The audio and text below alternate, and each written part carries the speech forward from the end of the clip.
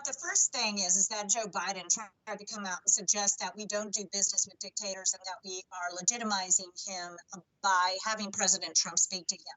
Well, I just want to say to Joe Biden, how did that work out under the Obama administration? How did it work out under the Clinton or Bush administration? I can appreciate every single administration stating that they would not validate or legitimize him by having conversations with him or his father. Since the Korean War, and I should say his grandfather, since the Korean War, no single president has acknowledged them in any type of handshake, photo op, or whatever it may be. So why not? At what point do we try something different? Because we now have a man who's a businessman that is in the White House. He's not a politician. When people say, oh, this isn't presidential or this isn't diplomatic, of course it's not. We have someone who we brought to Washington, D.C. to try something else because the old ways that everyone has pushed back against are no longer working. I know people that are very close to me who are diehard President Trump supporters who still got on Twitter and said, oh, North Korea will never change. They're not going to give up their nuclear capability because, yes, it is basically in stone that in order for them to secure the South Korean peninsula, all of South Korea, they have to unite and basically conquer that and to ensure that North Korea survives. I appreciate all this.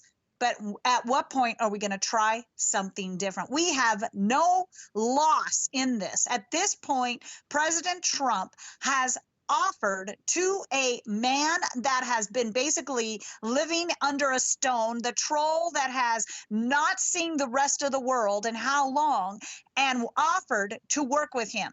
What is wrong with that? We have nothing to lose and everything to gain. And if people are afraid that this was going to legitimize him, I think he already did that by getting the world's attention with his nuclear capability. We had intercontinental ballistic missiles that we believed they could have reached the Guam or even potentially Seattle. It wouldn't have taken much for him to reach the American shores with his capacity. We also know from intelligence sources that he was merchandising his nuclear capability with Iran. So until you get into this man's head and start working with him, Kim Jong-un was going to be in all of the world's head. And I think President Trump did an astronomical, incredible job in walking across that DMZ.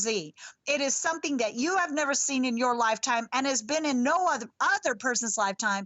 And what we know now is at least we have an opportunity for a discussion and dialogue.